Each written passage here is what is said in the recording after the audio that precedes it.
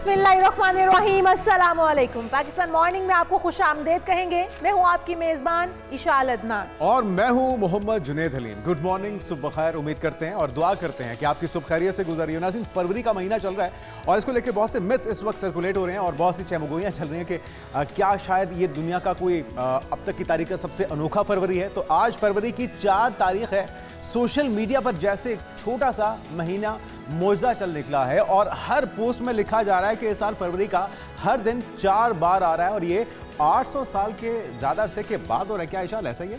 अगर लोग ये कह रहे हैं तो अब मान लें, क्योंकि सोशल मीडिया के ऊपर जो तूफान बरपा है उसको गलत साबित करना हमारे बस की तो बात नहीं है। लेकिन हम कोशिश करते हैं ना, पोस्टमार्टम करते हैं। बिल्कुल ऐसा ही है। लेकिन बात यह है कि हर बार 4 बार ही हर दिन आता है, क्योंकि एक महीने के अंदर 4 हफ्ते होते हैं। तो मंडे भी 4 होंगे, वेडनेसडे भी 4 होंगे, ट्यूसडे भी, थर्सडे, फ्राइडे, सैटरडे, संडे, हर दिन 4 बार लाजमी आता है। तो फिर इसमें मौजज़ा क्या है? क्योंकि मीम्स, स्टोरी और हम देख रहे हैं इस पर रील्स बन रही हैं। कभी 4-4 का खेल दिखाया जा रहा है तो कभी इसको एक मैजिक के तौर पर कहा जा रहा है। लेकिन ये सिर्फ कोई इंसिडेंट है कि 4 बार जो है वो एक हर दिन जो 4 बार आ रहा है। कभी कभार ऐसा होता है कि 31 का महीना हो जाता है, या फिर 30 का महीना हो जाता है, या फिर 28 का, 29 का महीना हो जाता है। तो कभी कभार कोई एक दिन बीच में से कम भी हो जाता है। लेकिन ऐसा नहीं है कि ये इतने सालों बाद 800 साल के बाद होने वाला कोई मामला नहीं है। तो इसलिए आप ज़्यादा परेशान न होइएगा, ज़्यादा एक्साइटेड होने की जरूरत नहीं है इस मामले में, कम से कम। और ये कोई जादू भी नहीं है, सिर्फ रियाजी का खेल है, मैथमेटिक्स का खेल है। फरवरी के आम साल में 28 दिन होते हैं जो पूरे 4 हफ्तों के बराबर होते हैं। इसलिए हफ्ते का हर दिन, यानी कि हफ्ता, इतवार, सोमवार, मंगल, बुध, जुमेरात और जुम्मा, जिसकी आप भी बात कर रही हैं शाल, पूरे महीने में 4-4 बार ही आता है। तो ना कोई दिन 3 बार, ना 5 बार, बस 4 बार ही आता है। जी हाँ, और 2025 में भी यही था, 2027 में भी यही होगा। तो फ़र्क सिर्फ इस साल पड़ता है कि जब फरवरी में तब फ़र्क पड़ रहा होता है जब 29 दिन का हो। तो इसलिए आप अपने स्टेटस जो आप लोगों ने लगा रखे हैं, रील्स बनाकर लगा रखी हैं, जी कोई मुआवजा हो गया, कोई हो गया है, तो प्लीज़ इसको हटा दीजिए। लोगों के अंदर रूमर्स फैलाने से बचिए, फेक न्यूज़ फैलाने से बचिए, लोगों को गुमराह करने। यूँ ना हो कि पीका एक्ट लग जाए कहीं यहाँ पे फेक न्यूज़ के चक्कर में। और वैसे भी जो आजकल एक रेस लगी हुई है ना, लाइक्स की और शेयर करने के बगैर तस्दीक के, तो पहले तस्दीक कर लिया कीजिए और उसके बाद फिर आप करें तो ज़्यादा बेहतर होगा। वैसे ऐसा कुछ मामला है नहीं, ये कोई अनोखा महीना नहीं है, ये हर साल की तरह एक मामूल का महीना है। आगे बढ़ते हैं और आज की टॉप 5 स्टोरीज़ की नाज़रीन बात करें तो सबसे पहले उसमें जिक्र होगा पाकिस्तान सुपर लीग सीज़न 11 का। PSL सीज़न 11 के लिए फ्रेंचाइजेस ने रिटेंशन का ऐलान कर दिया है। अब आप सोच रहे होंगे ये रिटेंशन क्या है? तो फ्रेंचाइजेस अब हर कैटेगरी से 8 की बजाय सिर्फ एक खिलाड़ी को रिटेन कर सकते हैं, यानी कि उसको आप रोक सकते हैं और पाबंद बना सकते हैं, यूं भी कह सकते हैं आप। और बाकी खिलाड़ियों को नीलामी के जरिए अपनी टीम का हिस्सा बनाया जाएगा। तो ये एक नई तब्दीली की गई है, इससे कितनी बेहतरी आएगी और कितने बेहतर प्लेयर्स को आप अपनी टीम का हिस्सा बना सकते हैं, ये देखना भी बाकी है। उसके बाद बात करेंगे कि आलू की कीमतें गिरने से किसान परेशान है। किसान से आलू 10 रुपए किलो लिया जा रहा है। रहनुमा पीपल्स पार्टी इस पर बोल उठे हैं और किसान भी सरापा एहतजाज बने हुए हैं इस पर। वो कहते हैं कि लागत भी पूरी नहीं हो रही है, तो इस पर किसानों की राय भी ली जाएगी। जी हाँ, फिर बात होगी आपके पसंदीदा त्यौहार बसंत की। और लाहौरिये जो हैं वो बसंत को एंजॉय करने के लिए इस वक्त बेताब दिखाई देते हैं। बसंत में सिर्फ 1 दिन बाकी है, तो तैयारियां पूरी कर लीजिए, मुकम्मल कर लीजिए, क्योंकि भरपूर तरीके से बसंत मनाने के लिए इस वक्त हुकूमती सतह पे इकदाम किए जा रहे हैं। महकमा मौसमियात ने भी नवीद सुना दिया जनाब कि बसंत के मौके पर लाहौर में मौसम इंतहाई खुशगवार होने जा रहा है। लेकिन एक खदशा है, एक शिकायत है इशाल, जिस पर हम आगे चल के बात भी करेंगे। ये जो ब्लैक में पतंग और डोर बिक रही है, इसका क्या किया जाए?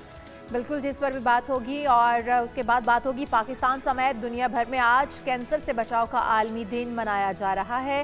पाकिस्तान में हर साल कैंसर के 1,90,000 से ज़ायद मरीज सामने आते हैं। इसकी रोकथाम के लिए इस वक्त क्या कुछ हो रहा है और किस तरह से आगाही मुहिम चलाई जाए, अपने प्यारों को कैंसर से बचाया जाए, इस बारे भी तफसील से बात की जाएगी। फिर आज के प्रोग्राम में ये भी बात करेंगे कि रिश्ते की बुनियाद सिर्फ पैसा है क्या? जहनी सेहत नज़रअंदाज क्यों की जा रही है? क्या दौलत ही सब कुछ है?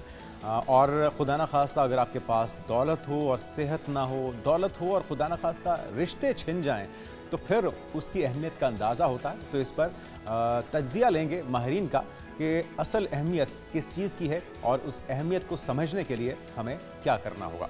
जी हाँ, और अभी हम सबसे पहले आ जाते हैं अपनी पहली स्टोरी के जानिब। पीएसएल की तारीख में पहली मर्तबा रिवायती ड्राफ्ट सिस्टम को ख़त्म करके नीलामी पर मबनी मॉडल मुतारफ़ करवाया गया था, जिसके तहत फ्रेंचाइज अब हर कैटेगरी से 8 खिलाड़ियों के बजाय सिर्फ एक खिलाड़ी को रिटेन कर सकेंगे, जबकि बाकी तमाम जो खिलाड़ी होंगे ऑक्शन के ज़रिए टीमों का हिस्सा बनेंगे।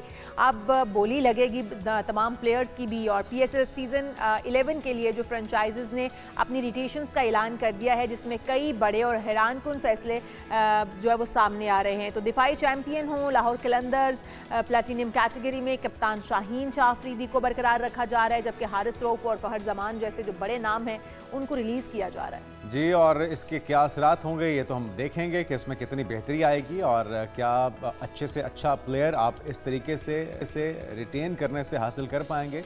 इस्लामाबाद यूनाइटेड की अगर बात की जाए तो उसने शादाब खान को प्लाटिनियम में रिटेन करते हुए नसीम शाह, इमाद वसीम, मोहम्मद नवाज, सलमान अली आगा और साहबजादा फरहान को रिलीज करके सबको चौंका दिया है, क्योंकि ये सारे एक से बढ़कर एक प्लेयर है। इसी तरह से क्वेटा ग्लैडिएटर्स ने भी प्लाटिनियम में इब्रार अहमद को बरकरार रखा है और मोहम्मद आमिर हैं, फहीम अशरफ हैं, इनको ऑक्शन पूल में भेज दिया है। पेशावर ज़ल्मी ने भी कप्तान बाबर आजम को रिटेन करने का फैसला किया है और साइम अयूब को रिलीज कर दिया है, जो आइंदा ऑक्शन को मजीद दिलचस्प बना देंगे। पीएसएल 11 की हम बात कर रहे हैं। खास बात यह भी है कि 2 नई टीमें लीग का हिस्सा बन चुकी हैं इस बार। बिल्कुल ऐसे ही है, जिनमें नई फ्रेंचाइजी सियालकोट स्टैलियंस हैं और ऑस्ट्रेलियाई कप्तान स्टेव स्मिथ को टीम में शामिल करने का उन्होंने ऐलान किया है। लेकिन बात यह है कि जैसा आप भी कह रहे हैं जुनैद के बहुत शानदार प्लेयर्स हैं जिनको फ्री किया गया है, लेकिन उनको ऑक्शन की मदद से आप वापस अपनी टीम में शामिल कर सकते हैं, जिसकी जितनी बोली उतना ही जितना अच्छा कोई प्लेयर होगा उसकी उतनी ज़्यादा बोली लगेगी और फिर अपने मन पसंद जो प्लेयर्स हैं वो अपनी टीम में आप शामिल कर सकेंगे। अब कोई भी फिक्स किसी टीम का प्लेयर नहीं है, बल्कि आप ऑक्शन की मदद से ले सकते हैं। तो अहमद कुरैशी स्पोर्ट्स ताज़ियाकार हमारे साथ मौजूद हैं। वेलकम टू शो कहेंगे अहमद भाई आपको। अहमद भाई, आप ही से जानेंगे कि कितना बेहतर समझते हैं ये फैसला, और इस तरह से सब तो मालिकान हैं, फ्रेंचाइज मालिकान, वो अपनी अपनी मर्जी के प्लेयर्स को बोली के थ्रू अपनी टीम का हिस्सा बना पाएंगे। क्या ये सही दुरुस्त फैसला है? Well, first of all thank you for having me. बिल्कुल दुरुस्त फैसला है, क्योंकि हमने कभी ना कभी ऑक्शन की तरफ जाना था, तो बेहतर हुआ कि हम जितनी जल्दी ऑक्शन की तरफ चले गए। और मेरे ख्याल में इससे काफ़ी हद तक जो एक मोनोपोली बनी हुई थी फ्रेंचाइजेस की, वो भी टूटेगी। अगर हम देखें तो इस्लामाबाद यूनाइटेड ने अपनी एक मोनोपोली बनाई हुई थी, लाहौर कलंदर्स ने अपनी एक मोनोपोली बनाई हुई थी। जब इस्लामाबाद यूनाइटेड से कोई आता था पाकिस्तान क्रिकेट बोर्ड में, तो उसकी प्रेफरेंस होती थी कि इस्लामाबाद यूनाइटेड के ज़्यादातर प्लेयर्स हों, जैसे अभी भी आप देख लें आगा सलमान हो, शादाब वगैरह हों। इसी तरह जब शाकिब जावेद आए तो उनकी कोशिश थी कि ये जमान खान वगैरह हों, हारिस रऊफ, ये सारे हों। तो ये मोनोपोली जो है वो काफ़ी हद तक अफेक्ट कर रही थी पाकिस्तान क्रिकेट टीम को भी। तो एक तो ये हो गया। दूसरा ये है कि अब क्योंकि जो 4 कैटेगरीज हैं उनमें से सिर्फ एक प्लेयर को पिक करना था, टीमों ने रिटेन करना था, वो कर लिया है। तो अब बड़ा इंटरेस्टिंग होगा ये देखना कि प्लेयर्स के किस हद तक उनकी बोली लगती है। और जो मेरे लिए सबसे ज़्यादा एक्साइटिंग वो ये होगा कि जो सबसे एक्सपेंसिव प्लेयर होगा, क्योंकि फर्स्ट टाइम एवर ऑक्शन है पीएसएल का, तो सबसे एक्सपेंसिव प्लेयर कौन होगा। अच्छा, एक ये भी बताएगा अहमद के इससे एक तो बैलेंस तो हम देख रहे हैं कि इस ऑप्शन से बैलेंस क्रिएट होगा तमाम टीम्स के दरमियान में, और ये बताएगा कि आपके पास मौका भी तो होगा, क्योंकि बहुत से ज़बरदस्त प्लेयर्स हैं जिनको फ्री कर दिया गया है और वो ऑक्शन के लिए अवेलेबल होंगे। तो हम ये भी तवक्को कर सकते हैं कि हर टीम में एक अच्छा और ज़बरदस्त प्लेयर का कॉम्बिनेशन देखने को मिलेगा इस बार। देखिए, ऑब्वियसली हर टीम ये चाहती है कि हमारा जो कॉम्बिनेशन है वो अच्छे से अच्छा हो, तगड़े से तगड़ा हो। जितना अच्छा कॉम्बिनेशन होगा ऑब्वियसली उतना अच्छा रिजल्ट और आउटकम हमें मिलेगा।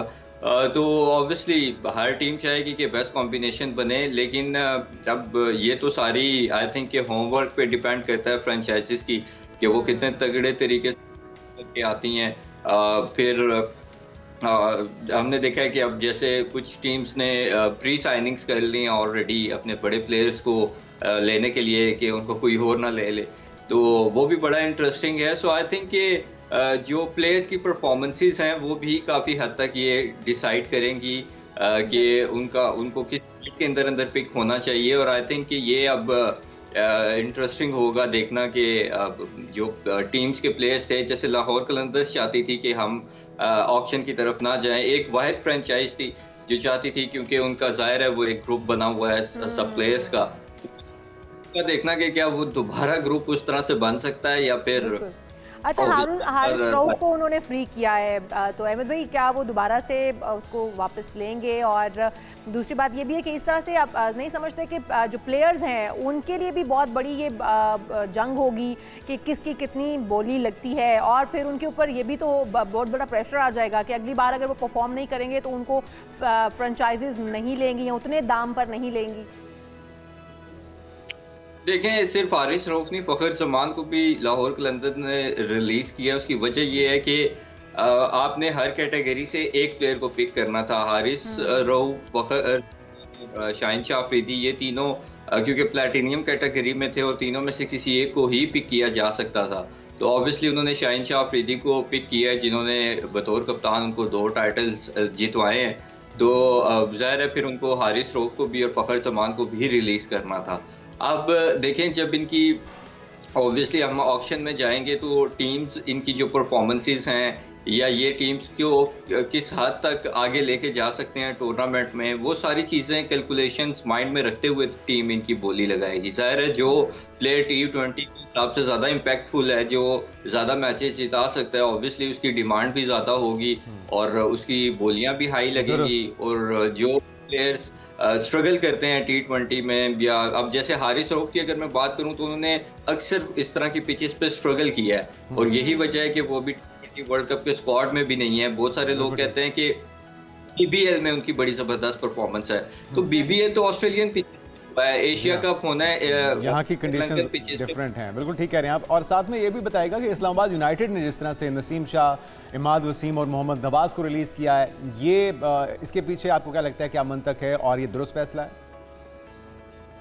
अच्छा, इसमें मैं एक और चीज़ ऐड कर दूं कि BBL की जो परफॉर्मेंस की लोग बात करते हैं ना हारिस रऊफ की, तो फिर वो लोग जमान खान BBL की परफॉर्मेंसेस की क्यों बात नहीं करते? I think Zaman Khan is much better option than Haris Rauf, जिसने पाकिस्तान क्रिकेट टीम में होते हुए भी खासतौर पे डेथ ओवर्स में हमेशा डिलीवर किया है। वहाँ पे भी उसने 1-2 मैच बड़े क्रूशियल अपनी टीम को जिताया है। तो फिर आप उस हारिस रऊफ से बेहतर है उसकी बात करें और उसको ले आए। और जहाँ तक बात है इस्लामाबाद यूनाइटेड की, तो देखें, चाहे लाहौर कलंदर हो, इस्लामाबाद यूनाइटेड हो या कोई भी और फ्रेंचाइज हो, जाहिर है जब आपके पास हर कैटेगरी से सिर्फ एक प्लेयर को रिटेन करने का ऑप्शन है तो बाकियों को आपने रिलीज करना ही करना है। और उन्होंने भी यही कोशिश की है कि जो प्लेयर्स लगते थे कि हमारे लिए इम्पैक्टफुल साबित हो सकते हैं उनको हम कैरी ऑन करें, चाहे सलमान इरशाद हो, शादाब खान हो। तो आई थिंक कि अब ये ज़रा होगा ये देखना भी, क्योंकि इस्लामाबाद यूनाइटेड की हमेशा से ये कोशिश होती है कि वो ज़रा ऑलराउंडर्स की तरफ ज़्यादा जाते हैं कि ऐसे प्लेयर्स को हम चूज़ करें कि जो अगर बॉलिंग में एक अगर स्ट्रगल करते हैं ऑन द डे तो वो बैटिंग में कुछ ना कुछ डिलीवर कर दे। बिल्कुल सही। तो अब ये देखना होगा। जी जी। अच्छा, पेशावर ज़ल्मी ने बाबर आजम को रिटेन किया है और साइम अयूब को रिलीज करने का फैसला किया है, कितना दुरुस्त समझते हैं? मेरे ख्याल में तो ब्लंडर है, और सिर्फ एक वो करने के लिए बाबर आजम, क्योंकि ठीक है आई बॉल्स लेके आते हैं, उनकी एक फैन फॉलोइंग है, वो लेके आते हैं। अदरवाइज आप देखें, अगर आप सिर्फ T20 क्रिकेट के हिसाब से देखें या प्योर क्रिकेटिंग टर्म्स में देखें तो सैम अयूब को तो कोई भी आंखें बंद करके रिटेन करेगा और बाबर आजम को कोई भी आंखें बंद करके रिलीज करेगा, क्योंकि बाबर आजम की कोई उस तरह से परफॉर्मेंस नहीं है। और पेशावर ज़ल्मी आप देख लें कि जब से बाबर आजम ने ज्वाइन किया है तो पेशावर ज़ल्मी वो पेशावर ज़ल्मी रही नहीं है जो हमेशा एक टफ क्रिकेटर के तौर पर सामने आती थी। और पेशावर ज़ल्मी के अगर हम मैचेस भी देखें जब से बाबर आजम आए हैं तो बड़े होते हैं, पता चल जाता है कि ये मैच हार जाएगी, ये मैच जीतने के चांसेस हैं। तो आई थिंक कि तो अपना ज़ाती फैसला है कि उन्होंने उनको रिटेन किया है, लेकिन मेरे ख्याल में अगर वो सैम अयूब को रिटेन करते तो वो ज़्यादा इम्पैक्टफुल साबित होता, लेकिन उनकी अपनी मर्जी। बिल्कुल सही। अच्छा, अगर थोड़ा सा स्टालियंस की बात कर ली जाए, नई टीम है और नया जज्बा है, बड़ी सी तवक्कुआत हैं उससे जुड़ी हुई स्टालियंस, उनकी तरफ से साबिक ऑस्ट्रेलियावी कप्तान स्टीव स्मिथ को शामिल किया गया है, ये कितना ज़बरदस्त इजाफा होगा? जो हम बात भी कर रहे हैं कि कारकर्दगी से ज़्यादा क्या फेम को देखा जा रहा है, मयार फेम है, क्रिकेट नहीं? देखें, कारकर्दगी के साथ फेम के साथ साथ अगर कारकर्दगी भी हो तो वो बड़ा प्लस पॉइंट होता है आपका। स्टीव स्मिथ की अगर आप बीबीएल के रिकॉर्ड उठा के देखें तो उसके मेरे ख्याल में 11-12 मैचेस में कोई 3-4 100 है, 3-4 50s हैं। आउटस्टैंडिंग उसकी परफॉर्मेंस है T20 में। मैं तो बड़ा हैरान हूँ कि वो ऑस्ट्रेलियन की नेशनल क्रिकेट टीम में क्यों नहीं है। लेकिन शायद अगर वो पाकिस्तान में होता तो अगले 10 साल इन परफॉर्मेंसेस की बेस पे टीम से बाहर ही ना होता, इवन 0 पे आउट होने के बावजूद। लेकिन क्योंकि वो ऑस्ट्रेलिया और वहाँ पे जाहिर है वो T20 के डायनामिक्स को देख के प्लेयर्स को पिक करते हैं। तो I think it's a massive deal, massive signing in terms के। अगर हम फैब 4 की बात करते हैं इंटरनेशनल क्रिकेट में, जिनमें जाहिर है केन विलियमसन, जो रूट, विराट कोहली और स्टीव है, तो उस फैब 4 में से एक बड़े प्लेयर का आना और उसकी साइनिंग होना ऑब्वियसली ये वर्ल्ड वाइड, सिर्फ ऑस्ट्रेलिया से नहीं वर्ल्ड वाइड बड़ा एक फैन फॉलोइंग स्टीव स्मिथ की और आई बॉल्स लेके आएगा। उसके साथ साथ आई थिंक उनकी परफॉर्मेंस है कि बड़ा जबरदस्त फैसला किया है सियालकोट की टीम। परफॉर्मेंस भी बहुत अच्छी है और फिर आई बॉल्स भी साथ आएंगे, उनके साथ उनकी फैन फॉलोइंग भी आएगी। अच्छा, थोड़ा सा अगर हम देखें तो पाकिस्तान क्रिकेट बोर्ड ने ये फैसला किया है कि PSL 11 को भारत में नहीं दिखाया जाएगा। क्या समझते हैं कितना दुरुस्त फैसला है ये? वैसे तो भारत के साथ बिल्कुल ही बाइकआउट जो है वो करने की पोजीशन में हम आ चुके हैं, जिस तरह के भारत के रवैये हैं, लेकिन क्या PSL ना दिखाया जाना भारत में, ये समझते हैं दुरुस्त फैसला है? ये मेरा नहीं ख्याल। अगर ये फैसला इंडिया करता तो समझ भी आता, जैसे हमने एक टाइम पे फैसला किया था कि हम IPL यहाँ नहीं दिखाएंगे पाकिस्तान में। फिर जब मज़ीद इंडिया की हरकतें बिगड़नी शुरू हुई तो हमने कहा हम इंडिया के इंटरनेशनल मैचेस पे नहीं दिखाएंगे यहाँ पे सिवाय ICC इवेंट्स के। तो अगर इंडिया इस तरह का फैसला देता तो समझ आती ही है। मेरा नहीं ख्याल कि मेक सेंस कि हम खुद ये फैसला करें कि हमने फलां मुल्क में नहीं होने देनी PSL लाइव ब्रॉडकास्ट और फलां मुल्क में होने।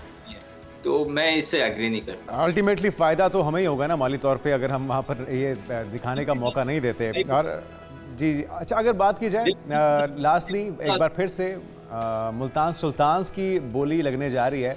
एक तो ये कहा जा रहा है कि 2 अरब से ज़ायद की बोली एक्सपेक्ट की जा सकती है, लेकिन कहीं पे कोई चांस दिखता है कि अली तरीन एक बार फिर से ये ख़रीद पाएंगे? अच्छा, इंटरेस्टिंग सूरत हाल ये है कि अली तरीन ने पहले अनाउंस किया था कि जो नई टीम्स आ रही हैं 2 उनके लिए मैं जाऊंगा बिडिंग में। फिर उनका बिडिंग वाले दिन एक स्टेटमेंट आया कि भाई मैंने पुल आउट इसलिए किया है क्योंकि जब मैंने अपनी फैमिली से भी डिस्कस किया और अपने दोस्तों से, तो उन्होंने कहा कि भाई मुल्तान की जो टीम है वो हमने ज़ाहिर साउथ पंजाब के एक कॉज के लिए ली हुई थी कि हमने अपने इलाके को करना है। तो फिर जाहिर है कि मैं नहीं ले सकूंगा ये। हाँ, अलबत्ता मुल्तान जाती है जब बिडिंग के लिए तो फिर मैं ज़रूर पार्टिसिपेट करूंगा।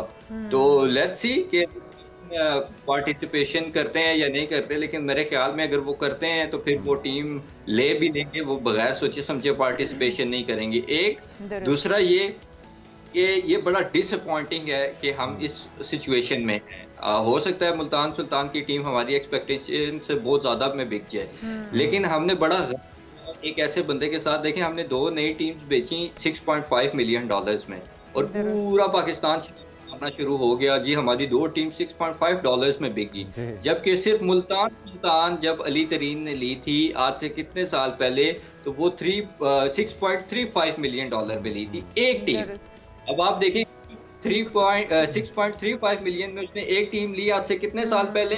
हम 12-13 साल बेच रहे हैं $6.5 मिलियन में और चला रहे हैं। इस हिसाब से तो हम कुछ भी पैसा नहीं कमा रहे हैं। हम उसी रेट पर आज भी उनकी हम देख रहे हैं बिडिंग हो रही है जिस रेट पे इतना वक्त पहले अली तरीन ने मुल्तान सुल्तान को खरीदा था।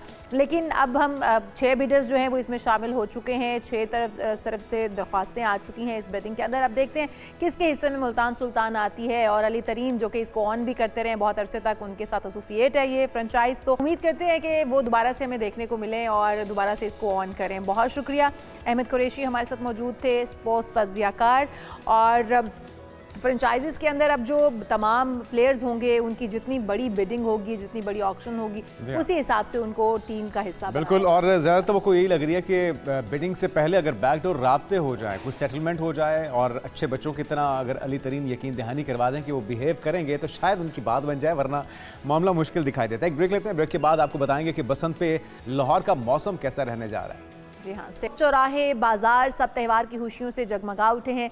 पतंगे आसमान की बुलंदियां छूने को तैयार हैं। डोर की मार्केट्स में भी रश बढ़ गया है और जिस तरह जुनेद शिकायत कर रहे थे, शिकवा कुनाते, इस तरह बहुत सारे शहरी यही शिकायत कर रहे हैं कि डोर बड़े महंगे दामों बिक रही है। तो लोग इस बसंत को, इस फेस्टिवल को किस तरह से सेलिब्रेट करें अगर चीज़ें ही अवेलेबल नहीं? बिल्कुल, और ब्लैक पे बिकना शुरू हो चुकी है। खैर, हम हुकूमत को बेनिफिट ऑफ डाउट इस चीज़ का देते हैं कि काफ़ी सालों के बाद ये रिवाइवल है, बहुत सी चीज़ें हैं जो हल तलब हैं। लेकिन अब भी अगर इंतज़ामिया मुतहरिक हो, तो जिस तरह से हर बाइक के ऊपर हम देख रहे हैं कि रॉड लगा हुआ है प्रोटेक्शन के लिए, डोर से बचने के लिए, उसी तरह से चीज़ों की प्राइसेस भी कंट्रोल की जा सकती हैं। तो शहरी महंगाई के बावजूद बसंत की खुशियों का मज़ा तो भरपूर ले रहे हैं। और लेस्को ने भी हाईलाइट कर दिया है, क्विक रिस्पांस फोर्स है 24 घंटे बिजली फराहमी के साथ।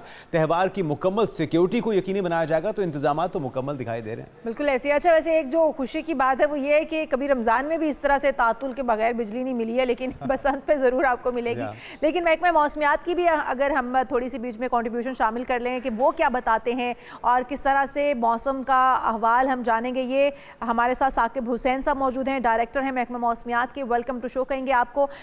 साकिब हुसैन साहब, हमेशा जो है वो कोई ना कोई त्यौहार तो बारिश अपना रंग में भंग लाजमी डालती है। हमें तो याद है कि 14 अगस्त पे लाजमी बारिश हो जाया करती थी जब हम झंडियाँ लगाते थे और फिर वो झंडियाँ भीग जाती थी। तो अभी बसंत है, बसंत के दिनों में बारिश का तो कोई इम्कानात नहीं है। मौसम किस तरह का रहेगा? ये देखें, इस वक्त कम से कम जो दर्जा हरारत है वो तकरीबन 7 से 8 डिग्री के करीब चल रहा है और ज़्यादा से ज़्यादा तकरीबन 22 डिग्री चल रहा है। तो अगर टेम्परेचर के हवाले से देखें तो अर्ली मॉर्निंग और रात के टाइम थोड़ी सी ठंड है।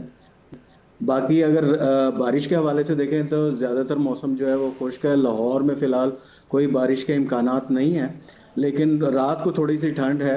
एक मगरबी हवाओं का सिलसिला है जो 5 तारीख को पाकिस्तान में दाखिल होगा, लेकिन उसका असर लाहौर के ऊपर नहीं आएगा। वो सिर्फ शुमाली पाकिस्तान, KP के गिलगित बिल्तिस्तान और आज़ाद कश्मीर में बारिश और बर्फ़बारी हो सकती है, लेकिन उसका कोई असर जो है वो लाहौर के वेदर के ऊपर नहीं होगा। दिन में जो है मौसम जो है ज़्यादातर खुशगवार रहेगा और क्या कहते हैं, हवा जो है, हवा की जो रफ्तार है वो सुबह और शाम के टाइम तो कम होगी, लेकिन दिन में जो है वो बेहतर होगी। अच्छा, ये आपने अच्छी चीज़ बताई है, क्योंकि खुशगवार मौसम से बात नहीं बनेगी। अगर बसंत भरपूर मनानी है लाहौरियों ने, तो उसके लिए हवा की स्पोर्ट का होना ज़रूरी है। तो एक बार फिर से बताएगा कि तीनों दिनों में 5, 6, 7 और 8 तारीख को हवा की रफ्तार क्या होगी लाहौर में, और क्या बादल होंगे या धूप के साथ हवा का तड़का लगेगा? फिलहाल जो 8 तारीख है उस दिन जो है थोड़े से बादल आ सकते हैं, धूप छांव हो सकती है। अदरवाइज जो है मौसम जो है वो क्लियर है और टेम्परेचर भी जो है वो इतना है दिन के टाइम के आप एक बेहतर जो है खुशगवार मोमेंट गुजार सकते हैं। अच्छा साकिब साहब, अगर जुनेद की रहनुमाई के लिए, जुनेद तो वैसे ये भी जानना चाह रहे हैं कि हवाओं का रुख क्या होगा ताकि पतंग उस साइड से उड़ाई जाए। पतंग जो है वो हम मौके पे अंदाजा लगा लेंगे। और इस वक्त क्योंकि छतों पर इंतजाम है, अगर हवा बहुत ज़्यादा तेज़ होगी या हवा का रुख मुनासिब नहीं होगा तो फिर भी पतंग नहीं उड़ पाएगी। और उस रुख पे भी नहीं होनी चाहिए ना जहाँ पे हमारे सोलर्स लगे हुए हैं, उसके ऑपोजिट होनी चाहिए, कहीं सोलर के अंदर फंस ना जाए पतंग। तो ये भी थोड़ा सा बताइएगा। बेसिकली जो फरवरी के महीना है और जो करंट एनालिसिस है उसके मुताबिक जो हवाएं हैं वो शुमाल मगरबी हवाओं की तरफ से आएंगी। तो शुमाल मगरबी हवाओं की तरफ से हवाओं का रुख है और स्पीड मैंने जैसे बताया कि अर्ली मॉर्निंग और शाम के टाइम स्पीड कम है, लेकिन दिन में जो है स्पीड बेहतर है हवा की, जिससे जो है वो जो एंजॉयमेंट बेहतर होगी दिन के टाइम। बिल्कुल ठीक है। और बारिशों का सिस्टम कब तक मुतवक्के है, कहाँ पे अगले मगरबी हवाओं का सिस्टम, रमज़ान के हवाले से भी अगर आप बता सकें, क्योंकि अब हफ्ता 10 दिन ही बाकी रह चुके हैं रमज़ान में भी। जी, जो हमारी PMD ने सीजनल फोरकास्ट इशू की है फरवरी के महीने की और फिर मार्च की, तो इस दौरान जो है अबव नॉर्मल रेनफॉल जो है वो फ़िलहाल जो है KP के कश्मीर और गिलगित बिल्तिस्तान में इस जगह पे तो अबव नॉर्मल रेनफॉल है, लेकिन जो पंजाब के एरिया यहाँ पे नॉर्मल रेनफॉल एक्सपेक्ट की जा रही है। ओके, मतलब मौसम जो है वो खूबसूरत रहेगा रमज़ान के महीने में भी, फरवरी और मार्च के अंदर भी। बहुत शुक्रिया साकिब हुसैन साहब हमारे साथ मौजूद थे, डायरेक्टर महकमे मौसमियात। और हम उम्मीद करते हैं कि ये बसंत का त्यौहार भी अच्छे से गुजरेगा, मौसम भी अच्छा और खूबसूरत रहेगा, और उसके बाद रमज़ानुल मुबारक जिसकी आमद है। रमज़ान काफ़ी अरसे के बाद इस बार कुछ बेहतर मौसम में आ रहा है, कुछ खुनकी भी देखी जाएगी, कुछ 10-15 रोज़ों के अंदर तो सर्दी हल्की हल्की सी महसूस की जाएगी, और वो वापस आने जा रहे हैं सर्दियों के जो रोज़े हैं जिनको हम बहुत मिस कर रहे थे शिद्दत के साथ, तो वो भी वापस हमें देखने को बिल्कुल। मिलेंगे। और हम बात कर रहे हैं बसंत की। बसंत के करीब आते ही लाहौर को दुल्हन की तरह सजा दिया गया है, चाहे वो रात की औकात हो या दिन के, हर तरफ पतंगे ही नज़र आ रही हैं। और जिस तरह से मरियम नवाज साहबा ने एफर्ट की है इस फेस्टिवल को दोबारा से रिवाइव करने की, वो कोशिशें दिखाई भी दे रही हैं, और सभी मोतरफ हैं, चाहे वो नून लीग के हिमायती हैं या उनके खिलाफ बात करने वाले हैं, वो भी खुश हैं, वो भी इस त्यौहार को भरपूर तरीके से मनाना चाहते हैं। ख़ासतौर पर लिबर्टी चौक पर इशाल मरियम नवाज साहबा ने कहा है कि 8 तारीख को वो सबको दावत देती हैं, जश्न होगा, और वो कह रहे हैं कि मरियम नवाज साहबा खुद भी वहाँ पर होंगी, और वो कह रहे हैं कि पूरा लाहौर आकर उनके साथ सेलिब्रेट करे। बिल्कुल जी। और अभी हमारी जो नुमाइंदा हैं अरीबा, वो जेल रोड पर मौजूद हैं। जेल रोड पूरा, क्योंकि लाहौर ही इस वक्त सजा दिया गया है और इस वक्त बसंत के रंग हर कोने कोने में बिखरे हुए हैं लाहौर के, तो हम क्यों ना जान लें अरीबा से। अरीबा, आप इस वक्त जेल रोड पर मौजूद हैं, किस तरह से जेल रोड को सजाया गया है, इसके गिरदो नवा में आप किस तरह से देख रही हैं बसंत मनाने की तैयारियाँ हो रही हैं? जी बिल्कुल जुनैद और इशाल, बसंत के करीब आते ही शहरियों की जो तैयारियां हैं वो अरूज पर पहुंच चुकी हैं।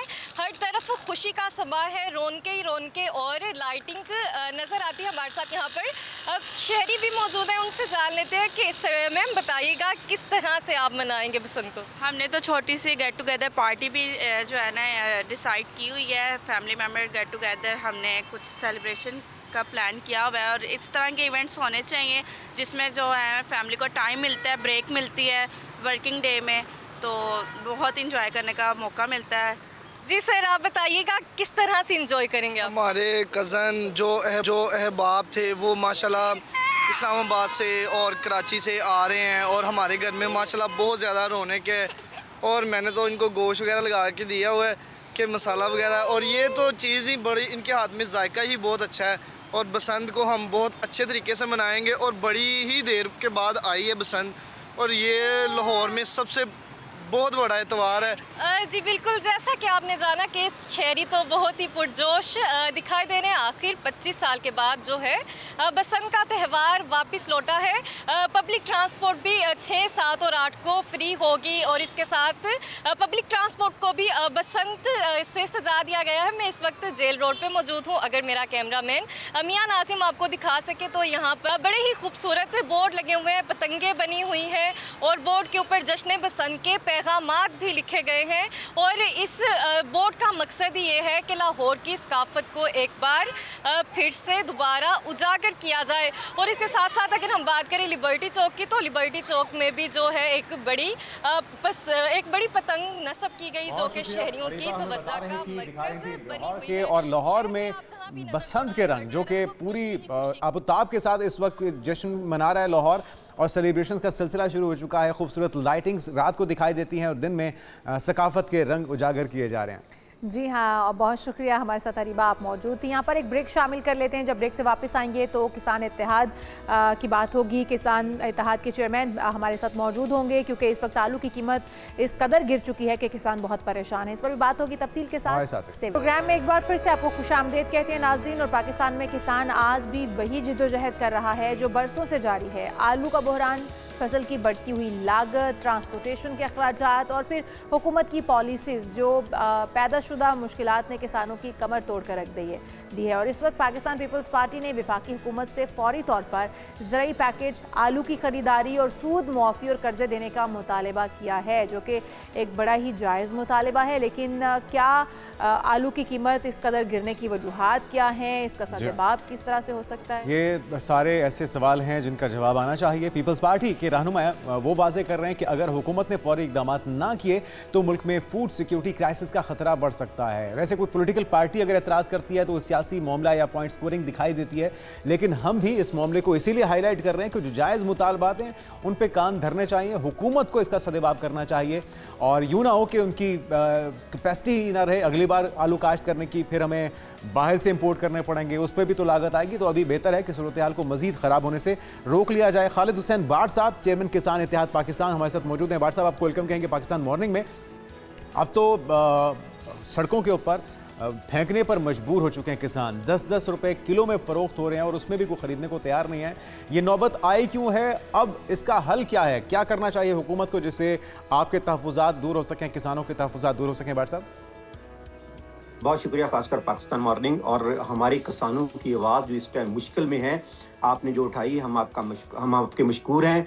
अल्लाह गवाह है कि जैसे आपने बसंत का भी प्रोग्राम कर रहे थे, कैसे खुशियाँ मनाई जा रही हैं। हम भी चाहते हैं कि मेरा मुल्क खुशहाल हो, लेकिन बदकिस्मती से अल्लाह गवाह है कि आलू आप तो कह रहे हैं ना ज़मीनों पे कैसे फेंके, हम तो ज़मीन से निकाल ही नहीं सकते उसको, क्योंकि इतनी कास्ट आ रही है, जितना मेरा मार्केट में बिक ही नहीं रहा। तो हम तो जैसे मेरा आलू तैयार हुआ, हम 3-4 महीने की फसल है, दिन रात मेहनत करते हैं, 4 महीने बाद हम सोचते हैं कि इससे पैसे आएंगे अपने बच्चों के लिए या अपने बच्चों की शादियां, जो 100 प्लान होते हैं। अल्लाह गवाह है कि आलू हमारी ज़मीनों पे पड़े हैं और हम उसमें हल चला रहे हैं, क्योंकि जब बाहर निकालते हैं तो 12-13 रुपए अखराजात आ जाते हैं जो मार्केट तक ले जाना है। तो अब कैसे हम यकीन करें कि आलू खत्म हो गया। दूसरा, अब जैसे आपने फरमाया ना, पीपी के रहनुमाओं ने प्रेस कॉन्फ्रेंस की, तो मैं उनका शुक्रिया अदा करता हूं, लेकिन उनको याद भी दिलाना चाहता हूं कि इस साल जो हमारा गन्ने की फसल थी पंजाब में 1 महीना पहले शुरू हो गई थी, जबकि सिंध पहले 1 महीना पहले जो हमारी फसल पहले उनकी आ जाती है। लेकिन आज गन्ना 350-400 रुपए मन सिंध में है। इसी तरह जो पंजाब में 450-500 रुपए मन का गन्ना था, आज यकीन करो 400 रुपए मन है। मैं हैरान हूँ गवर्नमेंटों से, सारी गवर्नमेंट, कि चीनी आज 180-85-200 को बिकी और गरीब का गन्ना 300, और गरीब किसान का आलू जो है वो आप मार्केट में जाके ले आए ना, चिप्स वगैरह भी लें तो वो कितनी की आती है। और हम वजह क्या खालिद साहब आप समझते हैं, आलू की कीमत इस कदर क्यों गिरी है? क्या प्रोडक्शन बहुत ज़्यादा हो गई है, डिमांड उतनी ज़्यादा नहीं थी, या फिर आलू यहाँ से एक्सपोर्ट किया जाता था, बॉर्डर्स बंद हैं अफगानिस्तान के साथ, ये वजूहात है? आखिर इतना ज़्यादा आलू मार्केट में मौजूद है, खाने वाले तो उतने ही हैं, पाकिस्तान के अंदर तो अभी भी कंजम्पशन उतनी ही है, कम नहीं हुई है, बल्कि रमज़ान के अंदर तो मज़ीद बढ़ जाएगी जब डिफरेंट किस्म की फ्राइड चीज़ें बनेंगी। तो अभी मुझे बताइएगा रीजन क्या आ रही है, क्यों इस कदर कीमत गिरी है नीचे? ये रीज़न ये है कि हमारे यहाँ 3-4 फसलें जो हमने काश्त की पिछली, जिसमें 2 साल पहले गंदम काश्त थी तो गंदम में लॉस आ गया, उसके बाद हमने मकई काश्त की, उसमें लॉस आ गया, फिर कॉटन काश्त की, लॉस आ गया। तो हमने कहा कि यार इस दफ़ा कोई फसलें चेंज करते हैं, कोशिश करते हैं कि सब्जियों की तरफ जाएं तो हमारा कुछ गुजारा हो जाएगा। तो आलू की फसल हमने ज़्यादा काश्त की और उसकी पैदावार माशाल्लाह बहुत अच्छी आई जी। उसके बाद जैसे इंटरनेशनल मार्केट में आप किन्नू देख लें, सरगोदा में हर साल किन्नू बाहर जाता है, जिससे ज़रा मुआवजा डॉलर आता है, लेकिन इस साल किन्नू नहीं जा सका बाहर, किन्नू की फसल बहुत अच्छी थी। इस तरह मैं कहता हूं कि जैसे हमारे पाकिस्तान में हमारे वजीर आजम साहब हैं या हमारी पूरी टीम है, वो दुनिया में सफारती तल्लुकात बहुत अच्छे कर रहे हैं, लेकिन उस सफारती तल्लुकात अच्छे करने का क्या फ़ायदा जो मेरी इंटरनेशनल मार्केट में मेरी फसल ही नहीं जा सकती। वाकई अच्छा, अब ये जो आप बता रहे हैं मामला खालिद हुसैन बाट साहब, ये एक मिसमैनेजमेंट भी दिखाई देती है, कोई कोऑर्डिनेशन नहीं है वजारत तिजारत की, वजारत ज़राअत की, किसानों को लूप में लिया जाए, तमाम स्टेक होल्डर्स को पॉलिसी साजी होनी चाहिए, कितनी डिमांड है, कितनी प्रोडक्शन है और कितना हम इस्तेमाल कर सकते हैं, कितना हम एक्सपोर्ट कर सकते हैं, ये वक्त आने से पहले या फसल तैयार होने से पहले चीज़ें डिसाइड होनी चाहिए थी। और आलू तो एक ऐसी चीज़ है जो कि हर घर की ज़रूरत है, हर शख्स की पसंद है, मतलब बच्चों से लेकर बूढ़े तक सभी पसंद करते हैं, लगभग हर डिश के अंदर इसका इस्तेमाल होता है। इसके बावजूद इसका साथ इस तरह से सुतोले वाला सलूक जो है, हमें भी बड़ी तकलीफ होती है। लेकिन अब ये हल क्या है? एक्सपोर्ट करने का वक्त है या अगर कीमत आप बढ़ाना चाहते हैं कितनी बढ़नी चाहिए और उसका तरीक़ाकार क्या होगा? देखिए भाई, वो वक्त गुजर गया। हमारे से जो आलू है वो अब मार्केटों में चला गया, 5 रुपए 4 रुपए केजी ले गया। मेन जो मिडिल मैन है, हम गरीब लोग हैं। हम हर साल जो फसल काश्त करते हैं आलू की, जो अपने आड़ती से उधार डीजल, आधार, खादें, बल्कि अपने घर का राशन भी आड़ती पर्ची देता है, तो हम स्टोर से लेके देते हैं और फसल दे के अपना कर्जा उतारते हैं। तो हम तो एक महीना या 10 दिन भी फसल जो है ना अपने पास होल्ड नहीं कर सकते, हमें तो देनी होती है। अब एक गंदम देखे, पिछले हमारे से 1800 की खरीदी, आज मिडिल जो दरमियान वाला है वो 6000 खालिद साहब आप सही कह रहे हैं। अब तो आपके हाथ से वो तीर कमान से निकल चुका, अब आपसे 5 रुपए के किलो के हिसाब से खरीदी जा चुकी है और मार्केट में जा चुकी है, मिडल मैन खरीद चुके हैं। अब वो उसको कितने दामों पर बेचते हैं आगे जाके और उसका रेट बढ़ता है या कम होता है, ये उनका स्वाबदीद है। बट आपके साथ ज्यादती तो हुई है, चाहे वो गंदम की रकम आपको प्राइस कम मिली हो या आपसे गंदम खरीदी ना गई हो या फिर गन्ने की कीमत आपको कम मिलती है, लेकिन जो मिसमैनेजमेंट जिसकी बात हम कर रहे हैं, ये तो आप भी मानेंगे कि डिमांड से ज़्यादा अगर आलू की काश्त या किसी भी चीज़ की काश्तकारी हो जाएगी, काश्त कर लिया जाएगा, तो उसके बाद उसकी कीमत नीचे आ जाएगी। अगर किन्नू की आप बात कर रहे हैं, एक्सपोर्ट नहीं हुआ, लेकिन इसके बावजूद उसकी प्रोडक्शन सैलाब की वजह से काफ़ी मुतासिर हुई थी, इसलिए उसकी कीमत अभी भी हम देख रहे हैं 400 450 पर दर्जन के हिसाब से अभी भी आपको मिल रहे हैं मार्केट के अंदर, तो कीमत उसकी नीचे नहीं आई है। तो ये कैसे इंश्योर किया जाए, इस चीज़ को कैसे एक्सपर्ट्स की राय लेना कितना ज़रूरी है किसानों के लिए इस वक्त, क्योंकि अगर डिमांड से ज़्यादा आप काश्त कर जाएंगे तो फिर तो हुकूमत के पास भी इसका एक्सक्यूज़ मौजूद होगा कि वो किस तरह से खरीदें, डिमांड नहीं है इतनी। देखें जी, ऐसा नहीं है, आलू हमेशा से बाहर जाता था। हमारे जो गल्फ कंट्रीज है, पूरी जो हमारा आलू बहुत पसंद किया जाता है, लेकिन बदकिस्मती से इस टाइम गवर्नमेंट ने ये तैयारी नहीं की। मैं गवर्नमेंट पाकिस्तान से अपील करता हूँ कि आप 10 बिजनेसमैन ला रहे हैं और दुनिया को कहते हैं कि हमारे पास आएँ, चीज़ें लें, और हम एक ही रिक्वेस्ट करते हैं कि ना आपकी इंडस्ट्री चल के आपको बचा के दे सकती है, सिर्फ ज़राअत है। अगर हमारे साथ बैठे, अल्लाह गवाह है कि अब कॉटन $3 अरब की बाहर से मंगवा चुके हैं। $3 अरब। एक दिन वो होता था कि कॉटन हम बाहर भेजते थे।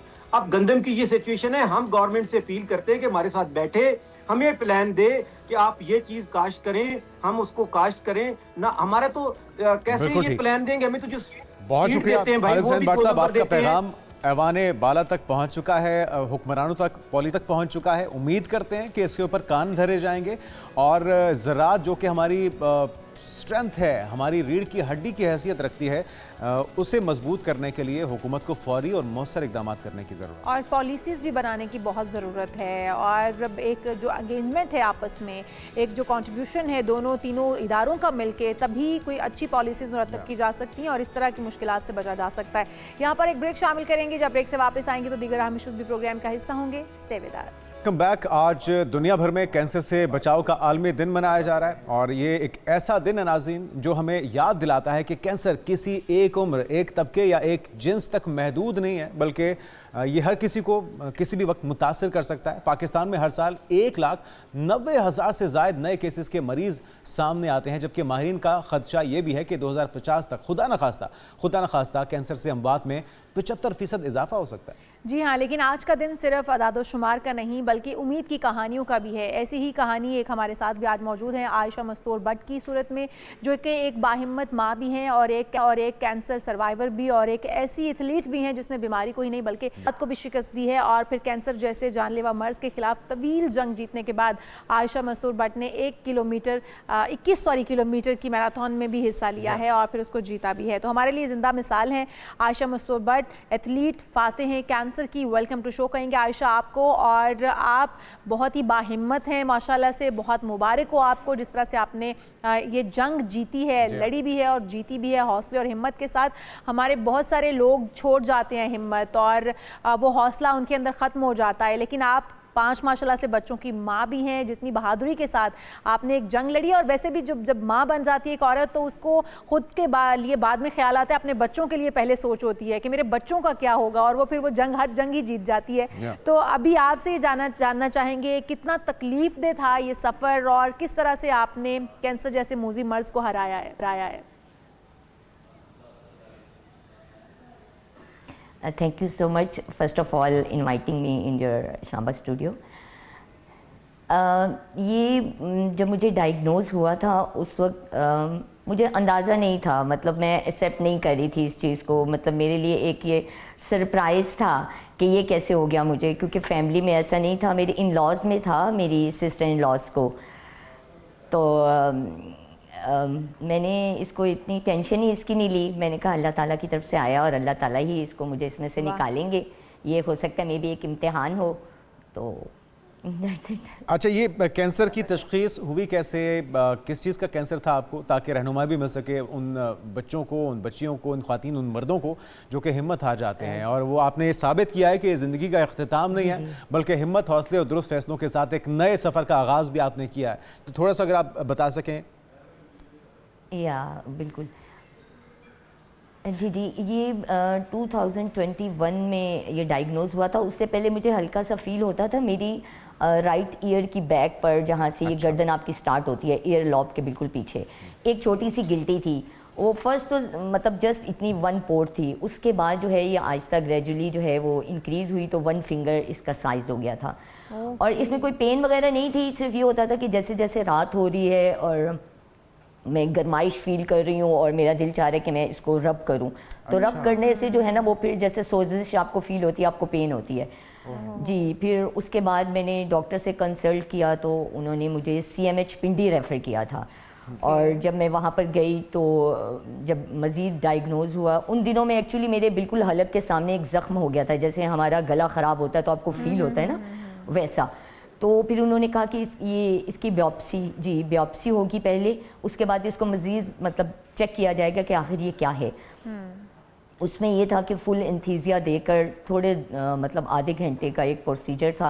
उसकी कोई पेन नहीं थी, बिल्कुल पेन लेस था वो। उसके बाद जब रिपोर्ट आई 2 वीक्स के बाद, तो पता चला कि ये कैंसर की एक किस्म है, इसको लिफोमा कहते हैं, और ये 2nd स्टेज है, यानी ग्रेड B है। और इसमें फिर मजीद जो आगे उन्होंने मुझे मतलब कहा कि आपकी 3 कीमोज होंगी। अच्छा आयशा, ये स्टेज 2 के ऊपर फिर आपको डेफिनेटली कीमोथेरेपी आपकी हुई होगी, कितने सेशंस हुए, कितना पेनफुल रहा वो भी, और फिर उसके साथ अपने बच्चों को भी टैकल करना, बच्चों को हैंडल करना, ये एक डिफ़िकल्ट टास्क हो सकता है एक बीमार माँ और जो कि कैंसर से लड़ रही हो। आपने इन चीज़ों के साथ किस तरह से मुकाबला किया है? मेरा ये प्रोसेस जो था ना ट्रीटमेंट का, वो तकरीबन 2-2.5 साल चला था। 3 कीमोस थी, 20 रेडिएशंस थी। और कीमो में अल्हम्दुलिल्लाह मुझे कुछ भी नहीं हुआ, क्योंकि मैं जब हॉस्पिटल्स में जाके देखती थी पेशेंट्स बिल्कुल हिम्मत नहीं है, और उसमें वो एज कैटेगरी भी नहीं है, छोटे से लेके बड़ा तक, बूढ़ा, ख़वातीन, मर्द, वो सब इसमें मुब्तला मुझे दिखाई देते थे। तो मैं मतलब मैंने इसको फील नहीं किया, कि मैंने इसे एक्सेप्ट नहीं एक्चुअली किया था कि मुझे कैंसर हो सकता है ना। मैं कहती थी कैंसर आया कहाँ से, उसको ज़रूरत कैसे हुई मेरी बॉडी में आने की। फिर वो मैं मतलब मुझे ऐसा जो डॉक्टर ने पहले एक फ़ाइल दी ना, उसमें ये लिखा हुआ था कि कीमोस के साइड इफ़ेक्ट क्या हैं, जैसे आपकी ये किडनीज़ पे असर कर सकता है, आपकी जो अंदर आंतें हैं, दिल है, उस पर। तो एक लम्हा मुझे ख्याल आया कि मैं तो सिर्फ कैंसर के लिए आई हूँ, तो ये सारी भी मुझे फेस करना पड़ेगा, तो मैं ना यहाँ से भाग रही हूँ। लेकिन आपने जिस जुर्रत और हिम्मत के साथ इसका मुकाबला किया है, ना सिर्फ इस मर्ज को शिकस्त दी है, बल्कि आपने जो एथलीट बन के साबित किया है कि आप एक आम इंसान से भी ज़्यादा मॉरली भी और फिज़िकली भी स्ट्रॉन्ग हैं। 100 किलोमीटर की आपने साइकिल रेस, फिर ये मैराथन के अंदर मेडल्स जीतना, अचीवमेंट हासिल करना, ये सब कुछ, ये मोटिवेशन कैसे आई, बहुत बड़ी मेहरबानी थी। मैंने जब अपना ये कैंसर से पहले जो है ना, वो मैं अपनी हाइकिंग स्टार्ट कर चुकी थी 2020 में, और लॉन्ग डिस्टेंस मैंने बहुत ज़्यादा हाइक्स की हैं, और मेरी जो सबसे लॉन्ग थी हाइक थी वो 52 किलोमीटर थी, सुमा घोड़ा गली से लेके D12 शाह अल्लाह दिता तक। और वो जो थी वो फर्स्ट कीमो के बाद थी, और सब हैरान थे ये आपने कैसे कर लिया, क्योंकि मुझे ना एक्चुअली ये शौक बहुत था इन एक्टिविटीज़ में पार्टिसिपेट करने का।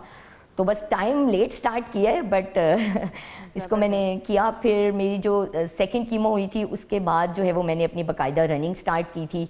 इस्लामाबाद में आपको पता है मुख्तलिफ ग्रुप्स हैं, मैंने 5 किलोमीटर से स्टार्ट इसका आगाज़ किया था, और फिर 5 के बाद 10, हाफ, फुल, अल्ट्रा मैराथन, इस सब में आपकी फैमिली सपोर्ट, आपके हस्बैंड की, आपके पेरेंट्स की, आपके बच्चों की सपोर्ट कैसी रही? क्योंकि फैमिली सपोर्ट के बगैर आप किसी बीमारी से कभी नहीं निकल पाते हैं, तो कितनी सपोर्ट रही? आपके बच्चे इसमें क्या करते थे, उनका क्या किरदार रहा?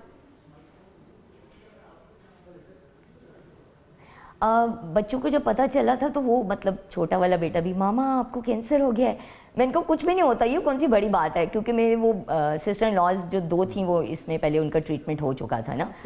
तो मैंने तो आपको जैसे बताया कि सेफ्टी ने इसको किया, तो वो बच्चों ने भी इतनी टेंशन नहीं ली कि जब मामा कोई फिक्र नहीं है तो फिर हम क्यों टेंशन ले रहे हैं। बहुत ही ज़बरदस्त और मशले राह है आप हमारे तमाम देखने वालों के लिए जो किसी आजमाइश से जिस्मानी तौर पे गुजर रहे हैं, और बिल्कुल भी हिम्मत नहीं हारनी चाहिए। कोई भी आजमाइश अल्लाह ताला की तरफ से होती है और अल्लाह ताला ने आपके अंदर भी वो सलाहियत रखी होती है कि उससे मुकाबला कैसे करना है। सिर्फ वे आउट आपको ढूंढना होता है और ख़ुद को तैयार करना होता है। थैंक यू सो मच आपके वक्त के लिए। हमारे साथ मौजूद थी आयशा मस्तूर भट्ट। ना सिर्फ कैंसर जैसे मूजी मर्ज को, मोहलिक मर्ज को शिकस्त दी है, बल्कि एक ज़बरदस्त एथलीट बन के भी दिखाया है और एक रोशन मिसाल है उन तमाम लोगों के लिए जो किसी भी मर्ज से इस वक्त गुजर रहे हैं। बिल्कुल, और इसकी अवेयरनेस फैलाना बहुत ज़रूरी है। आज हमारे प्रोग्राम का टॉपिक का मकसद भी यही है कि कैंसर की इलाज के लिए उसकी आगाही होना बहुत ज़रूरी है। अपने टेस्ट स्क्रीनिंग लाजमी करवाइए और उसके बाद इसका बर वक्त इलाज ताकि हो सके। यहाँ पर एक ब्रेक शामिल करेंगे, आप कहीं मत जाएगा। जब ब्रेक से वापस आएंगे तो कुछ हमारे साथ कामयाब स्विमर जो कि बच्चे हैं लेकिन बड़े बड़े कारनामे हैं उनके, बड़े गोल्ड मेडल्स जीत रखे हैं उन्होंने,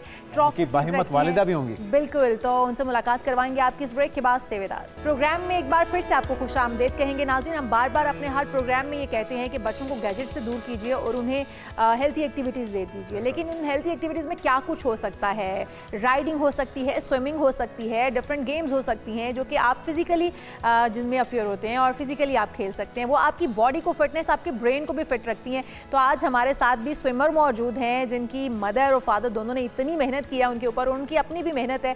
ये 3 भाई हैं मुख्तलिफ एजेस के और जिन्होंने इस वक्त हम देख रहे हैं पाकिस्तान के अंदर पंजाब का नाम तो रोशन किया ही किया है, बाहर जाकर भी पाकिस्तान का नाम रोशन कर रहे हैं और रिकॉर्ड पर रिकॉर्ड तोड़ रहे हैं। और हम जानेंगे उनका जर्नी भी, कब से उन्होंने स्विमिंग स्टार्ट की, कितना टाइम हो चुका है, कितने गोल्ड मेडल जीत चुके हैं और आगे इनके गोल्स आखिर क्या है, प्लान्स क्या है। और ये जो कहानी हम आपको सुना रहे हैं सिर्फ तमुह की कहानी नहीं नाज़रीन, ये 3 भाइयों की ख्वाब है, मेहनत है, अज़्म की दास्तान है। National age group swimming championship में पंजाब की 2025 कामयाबी के पीछे कोई एक नाम नहीं बल्कि काशिफ बरादरान की मुश्तरका कोशिशें और जद्दोजहद खड़ी है। मोहम्मद दयान हमारे साथ होंगे, दयान काशिफ, मोहम्मद मोहतशिम काशिफ और मोहम्मद अबान काशिफ, और इनकी वालिदा जो कि पीडियाट्रिशियन भी हैं डॉक्टर उज़मा। आप सभी को वेलकम कहते हैं। और सबसे पहले तो डॉक्टर साहब आपको बहुत बहुत मुबारकबाद जो कि आपने ऐसे होनहार बच्चे पैदा किए, उनको एक पॉजिटिव डायरेक्शन में लगाया है, जिसकी अब इशाल भी बात कर रहे थे कि हम हर रोज़ इसी टॉपिक पे बात कर रहे होते हैं कि बच्चों को इन गैजेट से किस तरह से निकाला जाए। आपको कब ये समझ में आ गई थी, वैसे तो आप खुद भी डॉक्टर हैं, कि ये हेल्दी एक्टिविटी जो है क्या होनी चाहिए, इसका इंतखाब कैसे किया आपने? इनिशली बच्चे जो हैं डेफिनेटली जब छोटे थे तो उस टाइम पे तो पेरेंट्स, हर पेरेंट ही कहता है कि ठीक है थोड़ा गैजेट, बिकॉज आजकल माहौल ऐसा है। But I joined department of developmental and behavioural paediatrics in 2017 और वहाँ पे जब मैंने देखा कि हमारे माशरे में अब रिसेंटली कुछ बीमारियाँ जिस तरह ऑटिज़म है, बच्चों के बोलने की डिलेड स्पीच है, ये बहुत ज़्यादा कॉमन थी। और उसका जब ओवर लास्ट 7 ईयर्स अगर मैं अब उसको देखूं तो उसकी एक बहुत बड़ी वजह एक्सेसिव यूज़ ऑफ स्क्रीन है, in the form of mobile और LCD कार्टून्स और चीज़ें। सो 2017 में माय सन दयान जो था, ये 17 साल था इसका स्टार्ट हुआ, तो हमने इसको स्कूल की साथ साथ स्विमिंग में एनरोल किया। इसका पैशन था स्विमिंग की तरफ, ग्रेजुअली वो बढ़ता गया। फिर हमने इसको कम्पिटिटिव स्विमिंग में साल के बाद इंट्रोड्यूस कर दिया।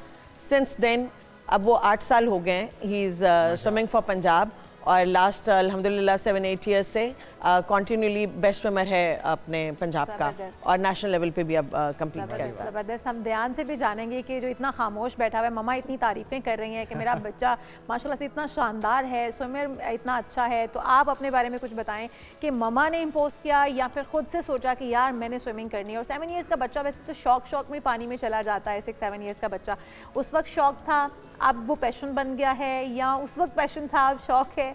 किस तरीके से आप इसको लेकर चल रहे हैं और फिर अपनी एजुकेशन के साथ किस क्लास में आप किस तरह से मैनेज कर रहे हैं इसको? अभी करंटली मैं क्लास 11 में हूँ, O3, और जब मैं 7 इयर्स का था तो स्कूल का समर कैंप हो रहा था, तो समर्स यूजुअली बोरिंग होते थे, तो मैंने समर कैंप ज्वाइन किया।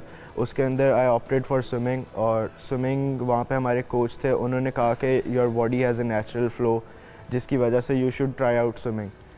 तो स्विमिंग का एक कंपटीशन था, वो उन्होंने हमें कहा वहाँ पे जाके देखो, तो हमें वहाँ पे पता चला कम्पिटिटिव स्विमिंग भी होती है। तो जब हम वहाँ पे गए तो हमें पता नहीं था कि वो ऑल पाकिस्तान हो रहा है, हमने बस जाके सोचा कि एक रैंडम कंपटीशन हो रहा है, पार्टिसिपेट करते हैं। वो तो हमें बाद में जाके पता चला कि वो ऑल पाकिस्तान हो रहा था। उसमें मैं 4th लास्ट आया था, लेकिन बगैर किसी बाकायदा ट्रेनिंग के और पता होने के बावजूद आपने 4th पोजीशन हासिल कर ली। नहीं, 4th लास्ट आया था। लेकिन उसके बाद मैंने जब वो देखा कि जो जीतता है उसे मेडल्स और वो सारा ट्रॉफीज़ वगैरह मिलती हैं, तो फैसिनेट किया इन मेडल्स और इन ट्रॉफीज़ ने। वहाँ से फिर मैंने देखा कि ऐसी तो कोई चीज़ नहीं है जो मुझे रोक रही है करने से कि मैं भी मेडल्स हासिल करूँ। तो फिर उसके बाद स्विमिंग एक ऐसी चीज़ थी जो मेरी बॉडी को रिलैक्स करने की और एक जो पढ़ाई से डिस्ट्रैक्ट करने की थी, कि मतलब जब प्रेशर ज़्यादा होता था तो स्विमिंग से में प्रेशर काफ़ी कम होता था, स्ट्रेस रिलीज़ होता था। तो फिर उसके बाद मुझे स्विमिंग मेरी लाइफ का एक हिस्सा बन गई और अब आप एंजॉय कर रहे हैं उसको भरपूर तरीके से। और ये सामने नाज़रीन ये जो मेडल्स और ये कप्स हैं, कैमरामैन से भाई से मैं कहूँगा कि ये दिखाइए कि ये कोई लूट सेल नहीं लगी हुई, बल्कि इन 3 होनहार बच्चों ने स्विमिंग के मैदान में ये सब कुछ जीते हैं अपनी काबिलियत से, अपनी सलाहियत से। मोहतरम, आप बताइए, बड़े भाई को देखते हुए आपने स्विमिंग को अपनाया है या आपको भी शौक था, और स्टडीज़ को कैसे मैनेज करते हैं, ये टफ नहीं हो जाता? जब मेरे बड़े भाई ने स्विमिंग शुरू की तो फिर मैंने जब देखा कि वो मेडल्स और वो जीत रहे, तो मैंने अपने अम्मी अब्बू को कहा मैं क्यों पीछे रह जाऊँ कि मैंने भी शुरू करनी है स्विमिंग और मुझे भी शौक है। तो फिर जब मैंने स्विमिंग शुरू की तो फिर उसके अंदर मुझे मज़ा आता था स्विमिंग करते हुए। तो फिर मैंने कम्पिटिटिव लेवल पे स्विमिंग शुरू की। फिर उसके बाद अपने भाई को देखते देखते मैंने भी फिर स्विमिंग में जीतता रहा। और साथ पढ़ाई मैनेज हो जाती है, अगर स्विमिंग के साथ पढ़ाई भी इम्पोर्टेंट है, तो पढ़ाई भी अगर हम थोड़ी देर पढ़ाई करते तो उसके साथ थोड़ी स्विमिंग भी, और पढ़ाई ज़रूरी है। ज़बरदस्त। अच्छा जी, अब अबान से भी पूछते हैं। अबान वैसे तो चाह रहे हैं कि हम इनसे बात ना ही करें, अबान ने आपको याद है ना, उसने रिक्वेस्ट की थी कि मुझसे ज़्यादा क्वेश्चन नहीं पूछने। लेकिन अबान से पूछेंगे। अबान, और भी बच्चे आते होंगे, उनसे ज़्यादा अच्छी स्विमिंग अब कर लेते होंगे, तो कभी उन बच्चों ने कहा है कि यार अबान हमें भी ट्रिक बताओ, किस तरह से कर लेते हो इतनी अच्छी स्विमिंग? हाँ जी, थोड़े बच्चों ने कहा था कि बताओ कि कैसे करते हो इतनी अच्छी स्विमिंग। मैंने कहा था बस प्रैक्टिस करो और फिर ऐसे ही कर पाओगे स्विमिंग। आपने कहा आप भी मेहनत करें ना। तो उनको सीक्रेट नहीं बताया कि मेरे बड़े भाई भी क्योंकि स्विमर्स हैं इसलिए मैं बहुत अच्छी स्विमिंग करता हूँ? नहीं, मैंने नहीं बताया। अच्छा, कितने घंटे स्विमिंग करते हैं एक दिन में, और क्या डांट पड़ती है कि भाई स्टडीज़ पे भी थोड़ा टाइम देते हैं, हर वक्त स्विमिंग करते रहते हैं? नहीं, डांट तो नहीं पड़ती, मगर हम 2 घंटे स्विमिंग करते हैं हर दिन क्लासेस के बाद। जी। अच्छा डॉक्टर उस्मा, जिस तरह से हमने बात की है दायान से, तो दायान ये कह रहा है कि इससे स्ट्रेस भी रिलीज़ होती थी मुझे, और मुझे जो है वो एक रिलैक्सेशन फ़ील होती थी। इसमें तो कोई शक नहीं है कि अगर आपको बहुत ज़्यादा स्ट्रेस हो रही है और आप स्ट्रेस रिलीज़ करना चाहते हैं, मैंने अपनी टीन एज से जवानी से अब तक अगर मुझे स्ट्रेस हो रही है तो मैं खुद इस चीज़ को आजमाती हूँ कि आप पानी में उतर जाओ और अपनी बॉडी को बिल्कुल रिलैक्स छोड़ दें, तो बहुत स्ट्रेस रिलीज़ होती है। बट ये बच्चों को कैसे समझ में आ गया? ये आपकी बदौलत है, बाबा की बदौलत है, उनके किस तरीके से बच्चों को ये समझ में आया? नहीं, इनिशियली तो डेफिनेटली जब इनिशियली तो बच्चे आपको, जिसने आपने जिक्र किया कि एंजॉयमेंट के लिए करते हैं ना, पानी में उतर गए खेलने के लिए, बट ग्रेजुअली जब इनको ये रियलाइज़ हुआ कि जिस तरह आपकी बच्चे जब इस एज में, स्पेशली ये जो टीन एज होती है या आपकी जो ग्रोइंग एज होती है, नेचुरली बच्चों में बहुत एनर्जी होती है, तो आपको उस एनर्जी को चैनलाइज कहीं ना कहीं करना पड़ता है। और इनको जब रियलाइज़ हुआ कि अच्छा थक जाते हैं, कुछ होता है, तो पानी में जाके जब आप डिस्ट्रैक्ट होते हो पढ़ाई से या किसी और चीज़ से, एक सर्टेन आपके ब्रेन को हाइड्रोथेरेपी जो है वो आपको पता है कि बहुत सारी चीज़ों में हम यूज़ करते हैं, तो वो इसी तरह इनको जब रियलाइज़ हुआ, वो जब आप करते हो तो आपको, मुझे लगता है, खुद रिलैक्सेशन फील होती है। तो then they get to know कि जी नहीं, it's not only the task, it actually gives us some time to relax और अपना एंजॉय करने के लिए भी। तो कंपेटिटिव स्विमिंग डेफिनेटली वो एंजॉयमेंट नहीं है, definitely that is actually a difficult task. Competition है ऑब्वियसली, वो कैसे एंजॉयमेंट होता है? तो you have to, like, ups and downs भी आते हैं, आपके लोज एंड हाइज भी होते हैं ड्यूरिंग ट्रेनिंग। कभी दिल करता है नहीं आज नहीं, बस कई दफ़ा ऐसा होता है कि ट्रेनिंग के दौरान कह देते हैं कि नहीं बस अब दैट्स इट, अब नहीं हो सकती, अब हम थक गए हैं, फिर थोड़ी देर 5-10 मिनट गैप देकर, या कभी कभार ऐसा होता है कि सेशन वहीं पे एंड कर दिया जाता है कि ठीक है, okay fine, today is not the day, तो हम नहीं कंटिन्यू करें। स्टडीज़ के लिए कितना टाइम आप खुद इनको गाइड करती हैं? एकेडमी है और स्विमिंग आपने बताया कि दयान राइडिंग के अंदर भी, हॉर्स राइडिंग के अंदर भी एक अच्छा नुमाया अपना नाम बना रहे हैं, तो ये सारी चीज़ें मैनेज टाइम टेबल आप करते हैं, स्कूल की तरफ से होता है और माशाल्लाह सारे बच्चे अच्छी सूनियन हैं, तो उनको वहाँ से भी गाइडेंस मिलती होगी। आप किस तरह से इनको गाइड करती हैं बच्चों? देखिए, जो इनका डेली का प्लान होता है, मॉर्निंग रूटीन से स्टार्ट होके टिल द एंड ऑफ इनका जो डे है, वो पूरा प्लान आउट होता है। वो एक दिन पहले सारा इनके इवेंट्स के कौन सा इवेंट आ रहा है, क्या करना है, कितने बजे। स्विमिंग इज़ द जो स्पोर्ट्स है, ये आपकी वो है जो हम डेली बेसिस पे विदाउट नागा हमने करनी है। लाइक उसमें कोई आपकी छुट्टी नहीं है। वो चाहे आप मॉर्निंग में एडजस्ट करें, चाहे इवनिंग में करें। Some days they practice twice a day near the competition, और वो मॉर्निंग में भी जाते हैं सुबह 5:30-6 बजे, और उसके बाद इवनिंग में भी 5 बजे करते हैं। और इसी तरह बीच में स्कूल की जो अपनी एक्टिविटी है वो स्कूल अपने हिसाब से चलाता है। जो पढ़ाई है वो बहुत मुश्किल होता है उसको साथ लेके चलना, बिकॉज आपके ग्रेड्स बहुत इंपॉर्टेंट हैं। सो हमारे घर में ये आउट ऑफ क्वेश्चन है कि आपके ग्रेड्स अच्छे नहीं आएंगे, so you have to take As और ए स्टार्स, उसके अलावा नीचे कुछ नहीं है। सो उसमें फिर हम जो दोपहर का टाइम होता है, जो इनका शाम का, वो घर में पढ़ते हैं, और उसमें अगर कोई हेल्प चाहिए होती है तो आई डू हैव सम इनके जो टीचर्स हैं वो आके पढ़ा देते हैं। ज़बरदस्त। अच्छा ध्यान, जिस तरह मामा भी कह रही हैं कि समटाइम बच्चे जो हैं वो तंग भी आ जाते हैं, थक जाते हैं, और उनकी बॉडी जो है वो इतनी थासस फील कर रही होती है कि वो नहीं चाह रहे होते कि वो मज़ीद ट्रेनिंग करें, तो मामा कुछ डाइट भी बेस्ट वाली देती हैं, प्रोटीन शेक्स वगैरह, या कुछ बादाम या कुछ नट्स भी खिलाती हैं, या फिर मामा कहती हैं सिर्फ पढ़ना और स्विमिंग करनी है? आप बताएं। डाइट कोई भी स्पोर्ट हो, डाइट बहुत इंपॉर्टेंट रोल प्ले करती है। तो डाइट हमारी काफ़ी मॉनिटर्ड होती है, कितने प्रोटीन जा रही है, कितने कार्बोहाइड्रेट्स हो रहे हैं।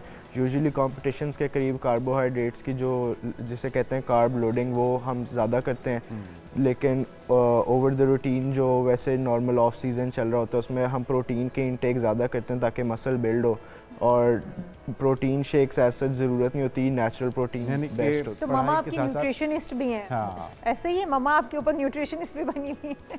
चलें जी, बेस्ट ऑफ लक आप सबके लिए, इसी तरह से छाए जाएं हर फील्ड के अंदर, और आपको भी बहुत बहुत मुबारक हो जिस तरह से आपने अपने बच्चों को गाइड किया है और एक पॉजिटिव डायरेक्शन दी है। ये हर माँ को सीखना चाहिए, और हेल्थी एक्टिविटी वही होती है जो आप फिजिकल एक्टिविटी में इसको तब्दील करते हैं। बिल्कुल।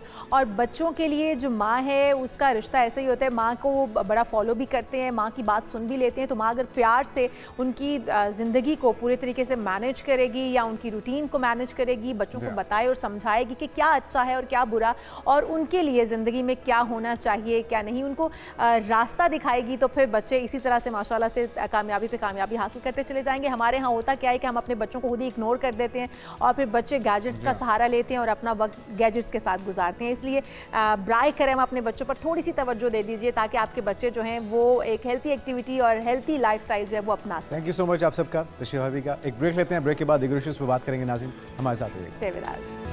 एक बार फिर से आपको कहेंगे खुशामदीद नाज़रीन। आज उर्दू की मारूफ नावल निगार, अफसाना और ड्रामा नवीस बानो कुदसिया की नवी बरसी मनाई जा रही है, और बानो कुदसिया के नावल राजा गिर, जो कि आप सभी उससे वाकिफ़ होंगे, उसका शुमार उर्दू के मकबूल तरीन नावल्स में होता है। बानो कुदसिया ने पाकिस्तान टेलीविज़न के लिए भी मुतादिद ड्रामे लिखे जिन्हें बहुत मकबूलियत हासिल हुई। जी हाँ, उर्दू ज़बान की मारूफ अदीब बानो कुदसिया का ताल्लुक़ मशरक़ी पंजाब के ज़िला फ़िरोज़पुर से था, और वो 28 नवंबर 1928 को पैदा हुई। उन्होंने कनेट कॉलेज और गवर्नमेंट कॉलेज से तालीम हासिल की, फिर पाकिस्तान के मशहूर और मारूफ अदीब इशफाक अहमद की अहलिया भी बनी। तो बानो कुदसिया के दौर में जिनसे ज़्यादा मतलब जो दौर है उनका, उसमें बहुत ज़्यादा किताबें उन्होंने लिखी हैं, नावल लिखे हैं, अफसाने लिखे हैं, मज़ामीन लिखे हैं, और बहुत सारे स्वाने उनमें शामिल हैं। बाज़ गश्त है, अमर बेल है, दूसरा दरवाज़ा है, तमसील है, हासिल घाट है, इस जैसी कहानियाँ बहुत सारी हैं।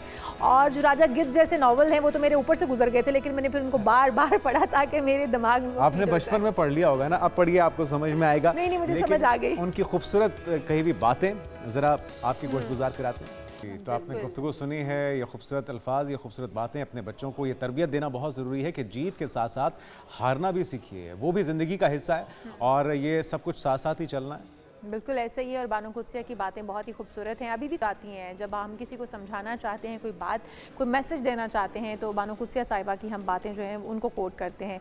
अदबी खदमात उनकी के तरफ में हुकूमत ने बानो कुदसिया को तमगा इम्तियाज़ से भी नवाजा था, बहुत सारे उनके पास एजाज़ात भी थे।